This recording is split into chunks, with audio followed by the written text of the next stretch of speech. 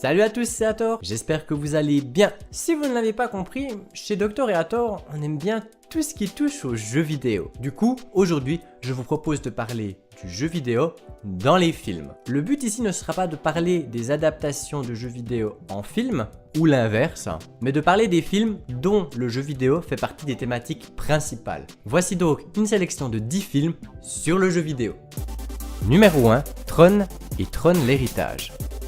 On commence avec le plus ancien, à savoir Tron, de 1982. C'est l'histoire de Kevin Flynn, un programmateur de jeux vidéo qui travaillait chez Encom, avant de se faire licencier et voler ses jeux par un ancien collègue, Ed Dillinger, devenu PDG. Depuis, il tient une salle d'arcade et essaye chaque soir de pénétrer le système informatique de la société pour prouver qu'il est bien le concepteur de ces jeux grâce à son programme Clou. Mais le système est bien protégé et le MCP, ou Maître Contrôle Principal, neutralise Clou. Flynn n'a pas d'autre choix que de se rendre dans les locaux d'Encom pour accéder au système informatique. Il y sera aidé par ses anciens collègues Laura et Alan. Il parvient à accéder à un terminal, mais le MCP le détecte, le dématérialise et l'injecte dans le système informatique. Flynn devra alors survivre à des combats de disques et de motocycles lumineux et éliminer le MCP pour ressortir et trouver les preuves qu'il recherche. Concernant Tron l'héritage, sorti en 2010, il s'agit de la suite directe de l'opus de 1982. Celui-ci met toutefois en lumière Sam Flynn, le fils de Kevin Flynn. Ce dernier est porté disparu depuis 20 ans. Sam s'introduit dans les locaux d'Encom pour y dérober un logiciel et le mettre en téléchargement libre. Arrivé chez lui, il reçoit la visite d'Alan, l'ami de son père que nous avions déjà vu dans le premier film. Il aurait reçu un message étrange provenant de la vieille salle d'arcade de Kevin Flynn. Sam s'y rend et découvre derrière une borne arcade un bureau caché. Il découvre un ordinateur sur lequel il effectue des recherches et finit tout comme son père à l'époque, dématérialisé et envoyé dans la grille. Arrivé dans ce monde qu'il ne connaît pas, il se fait rapidement capturer et envoyé dans une arène où il devra défendre sa vie en utilisant un disque. Sam retrouvera-t-il son père? Réussira-t-il à sortir de la grille? Je vous laisserai le découvrir. J'ai vraiment apprécié les deux films. Bon, c'est vrai que le premier a un peu vieilli quand même, mais il y a quelques petits clins d'œil dans le deuxième film qui font référence au premier que je trouve vraiment sympa. Cette porte est à peine assez large pour moi. Cette porte est à peine assez large pour moi. Pour les autres, je vous laisserai les découvrir. Numéro 2, Nirvana. Dans ce film italien, on fait la connaissance de Jimmy, interprété par Christophe Lambert, un concepteur de jeux vidéo dépressif depuis le départ de sa femme Lisa. Il travaille pour la société Okamastar. Alors qu'il essaye de se détendre chez lui, sa maison le harcèle quelque peu pour qu'il prenne un bain. Tu ne veux pas d'abord prendre un bon bain chaud? Je t'ai déjà dit que non. Mais moi, Nirvana, et tais-toi. Mais bref, c'est pas vraiment ce qui nous intéresse. Alors qu'il se connecte à son nouveau jeu Nirvana, Jimmy découvre que le personnage principal, Solo, a acquis une conscience à cause d'un virus informatique. Solo l'implore alors de mettre fin à son existence sans saveur avant que le jeu ne soit commercialisé pour Noël. Jimmy accepte et décide en même temps de rechercher Lisa. Dans son aventure, il recrutera Joystick, un ami de Lisa, ainsi que Naima, une experte en technologie, pour l'aider à éviter les représentants d'Okasama Star qui sont bien décidés à l'empêcher d'effacer le jeu. Pendant ce temps-là, dans le jeu, Solo tente de convaincre Maria, une prostituée j'imagine, puisque tout ce qui semble l'intéresser c'est de baiser. Tu veux baiser? Il tente donc de la convaincre que leur existence n'est pas réelle. Qu'est-il arrivé à Lisa? Solo pourra-t-il enfin être en paix? Ce sera à vous de le découvrir. Numéro 3, Existence. Ce film anglo-franco-canadien a été réalisé par le Canadien David Cronenberg et a reçu plusieurs prix à l'époque. L'histoire se passe dans un futur proche où les joueurs de jeux vidéo se plongent dans un monde virtuel grâce à une console appelée Pod, une sorte d'amphibien génétiquement modifié vraiment immonde qui se connecte via une sorte de cordon ombilical au système nerveux du joueur au travers d'un biopore, un trou percé à la base du dos. Alors il faudrait vraiment me payer très cher pour que j'accepte de toucher cette chose et encore plus pour accepter de l'insérer dans mon corps. Tu as bien dit que cette chose va se nourrir de l'énergie de mon corps. Ça fonctionne comme ça. Tu vois? Tu ronronnes déjà. Ouh. Le film commence à ce qui ressemble énormément à une réunion des alcooliques anonymes, mais bref. Cette réunion est en fait l'occasion de présenter Existence, le tout dernier jeu de la créatrice Allegra Geller. Mais tout ne se passe pas vraiment comme prévu, puisqu'un groupe de fanatiques intervient et essaye de la tuer. C'est alors que Ted Pickle, qui n'est autre que Jude Law, la sauve et l'emmène pour tenter de la garder en vie. Ted est très réticent à l'idée d'essayer le jeu, mais finit tout de même par accepter. Le jeu se caractérise par son réalisme impressionnant, mais également par le rôle du personnage qui prend parfois le dessus sur la vraie personnalité. Les joueurs ont ont également de la difficulté par moment à savoir s'ils sont dans le jeu ou dans la réalité. Je n'en dirai pas plus sur ce film si vous souhaitez le voir. Je l'ai personnellement trouvé un peu glauque, mais il faut lui laisser que la fin est assez surprenante. Numéro 4, Stay Alive. Celui-ci, c'est un film d'horreur réalisé par William Brent Bell. L'histoire commence directement dans un jeu vidéo intitulé Stay Alive. On y découvre une sorte de manoir creepy, un peu à la Resident Evil. Le joueur, nommé Loomis, explore le manoir, puis après s'être fait poursuivre par des créatures surnaturelles et une femme en rouge, se fait pousser par cette dernière depuis le haut de l'escalier et se retrouve pendu. C'est le game over. Loomis cesse sa partie et va se coucher. Pendant la nuit, il se réveille pour aller boire et se retrouve face à face avec une créature. Il tente de s'enfuir et de prévenir les autres personnes dans la maison, mais tout le monde est mort et il finira par subir exactement le même sort que son personnage, à savoir pendu dans la cage d'escalier. Hutch, un ami, recevra les vieux jeux de Loomis lors de l'enterrement de ce dernier, de la part de sa petite sœur. Dans les jeux se trouve notamment le fameux Stay Alive. Hutch organise alors chez lui une partie avec ses amis, Abigail, October, Swink, joué par Frankie Muniz, qui nous gratifiera tout au long du film de sa magnifique casquette portée avec goût, Phineas, et enfin Miller, qui jouera en ligne depuis son bureau. Dès le début, ils doivent réciter ensemble un étrange poème pour commencer à jouer. Ils découvrent ensuite le manoir et ses légions de fantômes d'enfants. Ils en apprendront également plus sur une sanglante comtesse, Elizabeth Bathory. Ils comprendront rapidement que les événements dans le jeu et la réalité sont directement liés et ils devront surtout trouver une solution pour ne pas finir comme leur ami Loomis. Numéro 5, Ultimate Game.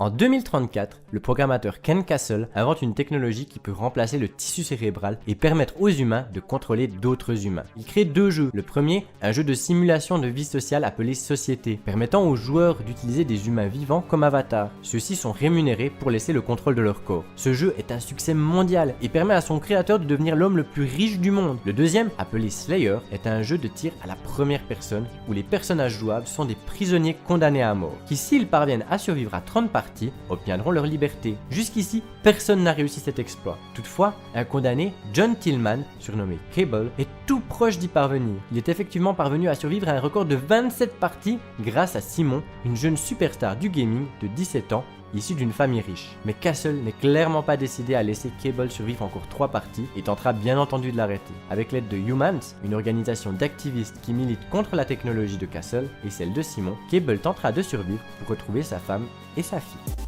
Numéro 6, Les Mondes de Ralph.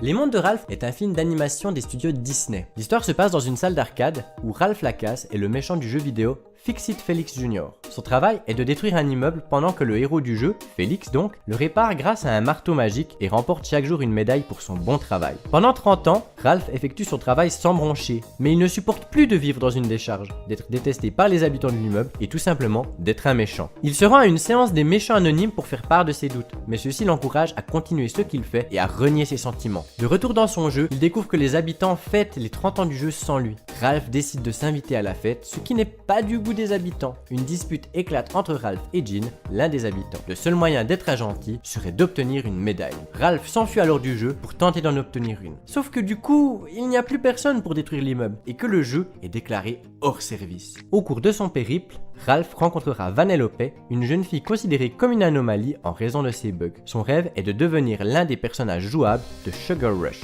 un jeu de course type Mario Kart. Ralph obtiendra-t-il sa médaille? Vanellope pourra-t-elle concourir dans Sugar Rush? Le film est en tout cas très agréable et convient aux petits comme aux grands. A noter qu'une suite est prévue pour 2019 avec Les Mondes de Ralph 2. Bestiole! Numéro 7, Pixel.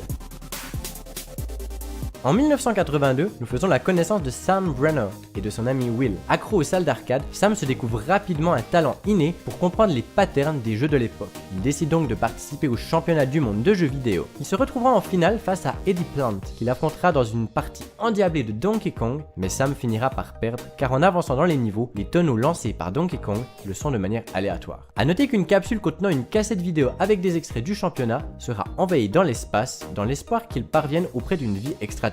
33 ans plus tard, Sam est devenu installateur de home cinéma, tandis que Will est le président des États-Unis. Oui, rien que ça. Alors que la base militaire de Guam a été mystérieusement attaquée, Will convoque son ami Sam à la Maison Blanche pour lui montrer des images perturbantes. L'attaque semble avoir été menée par des ovnis issus du jeu d'arcade Galaga. Grâce à l'aide de Ludlow, un ami rencontré à l'époque lors des championnats du monde, Sam comprend que les images de la capsule ont été interprétées comme une déclaration de guerre. Les aliens annoncent via la télévision que la planète qui remportera 3 batailles remportera la guerre. Les deux geeks vont bien malgré eux se retrouver comme étant le dernier espoir de l'humanité pour tenter d'éviter la destruction de la Terre. Une comédie que j'ai trouvée plutôt réussie, c'est joli visuellement et il y a quelques bonnes sorties. D'une version de jeu vidéo épuisée depuis 30 ans et aujourd'hui inconnue au bataillon. Elle a le droit de parler 2 fois, elle est même pas à la table des grandes personnes. Pardon, Numéro 8, Next Level. Un groupe de 8 personnes solitaires se retrouve invité à tester un jeu vidéo dernier cri en matière de réalité virtuelle, avec à la clé 100 000 $ pour le meilleur d'entre eux. Après s'être rechangés, fait scanner et avoir enfilé leur combinaison, ils découvrent que lorsqu'ils mettent leur casque, la réalité autour d'eux s'en retrouve totalement transformée. Après un bref tutoriel pour le maniement des armes et l'utilisation des medipacks, leur mission sera d'éliminer des terroristes ayant infiltré l'immeuble tout en progressant vers le rez-de-chaussée. Ils commenceront le jeu à l'étage 25, chaque étage représentant un niveau. Toutefois, ce qui semblait se présenter comme une partie de jeu plutôt fun, va vite devenir source d'inquiétude. Effectivement, les balles reçues semblent causer une douleur bien réelle. Que se passera-t-il si les joueurs ne sont pas soignés à temps avec un medipack? Et qui sera le meilleur joueur de la partie? Numéro 9, Jumanji, bienvenue dans la jungle.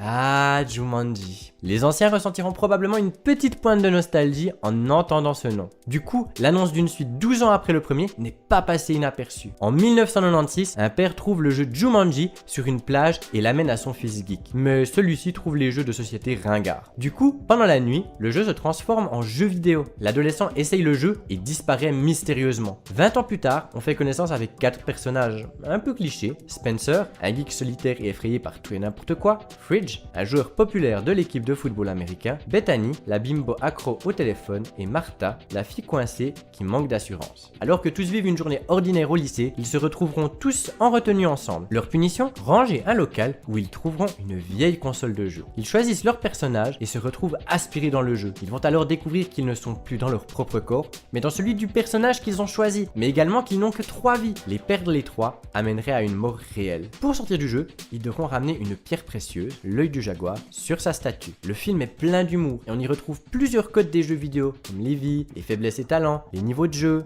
les quêtes ou encore les PNJ. Est-ce que tu vas nous aider un peu? Ou t'es trop belle pour ça? Je suis trop belle. Numéro 10, Ready Player One. On termine avec le plus récemment sorti, à savoir Ready Player One de Steven Spielberg. Du coup, on s'attend à du lourd et effectivement, c'est le cas. Le film se déroule en 2045 à Columbus, dans un monde chaotique où les gens fuient la réalité grâce à des casques de réalité virtuelle. Pour se rendre dans l'Oasis, un monde virtuel qui ne connaît aucune limite et qui permet de s'épanouir et d'être celui que l'on souhaite. Ce monde a été créé par J. Hallyday. Alors non, il ne s'agit pas du Hallyday auquel vous pensez. Qu'est-ce qu'elle a, ma gueule, hein? Paix à son âme d'ailleurs, mais de James Hallyday, devenu l'un des hommes les plus riches et populaires au monde. En 2040, il décède et laisse derrière lui un dernier challenge pour les joueurs. Un easter egg est dissimulé dans l'Oasis et celui qui parviendra à le trouver remportera toutes les actions de la société ainsi que son immense fortune. On rencontre alors Wade Watts, alias Parzival, un jeune homme fan de l'Oasis et de Hallyday qui tentera de résoudre les énigmes liées à l'easter egg. Ce ne sera toutefois pas sans embûche, car la multinationale IOI de Nolan Sorrento veut à tout prix s'emparer de ce monde virtuel. Un film vraiment magnifique qui est actuellement où je tourne la vidéo dans les salles, je vous conseille vraiment vivement d'aller le voir. Autre film. Si vous êtes intéressé, il y a encore bien d'autres films sur les jeux vidéo. Si vous en connaissez d'autres, vous pouvez sans autre les partager dans les commentaires. N'hésitez pas également à me dire les films que vous avez appréciés et ceux au contraire qui ne vous ont pas vraiment emballé. Ce que j'ai pu remarquer dans les films sur les jeux vidéo, c'est que ça parle souvent de se plonger dans une autre réalité, au point que cette réalité en devienne presque réelle. J'avoue qu'un univers aussi immersif que celui présenté dans Ready Player One par exemple, serait vraiment hyper cool. Actuellement, la VR n'en est probablement encore qu'à ses débuts, et qui sait ce que nous verrons apparaître au cours des années à venir. Et voilà, on arrive déjà à la fin de cette vidéo. J'espère vraiment qu'elle vous aura plu. En tout cas moi, elle m'a permis de découvrir des films vraiment sympas et d'autres un peu moins. N'hésitez pas à vous abonner à la chaîne si ce n'est pas encore fait, mais également à liker, à commenter et à partager. Ça nous fera très plaisir. Je vous remercie de votre attention et je vous dis à la prochaine. Tchuss!